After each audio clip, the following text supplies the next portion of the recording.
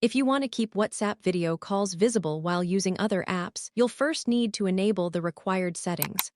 Open your device settings and go to Apps. Find and select WhatsApp.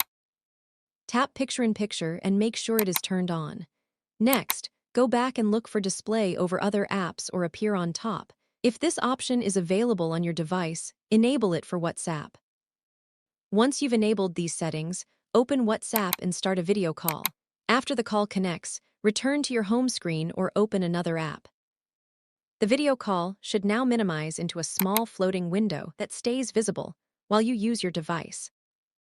You can drag the floating window around the screen, tap it to return to the full call, or continue using other apps without ending the conversation.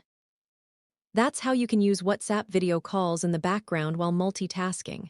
If this guide helped you, don't forget to like, share, and subscribe for more tech tips and tutorials.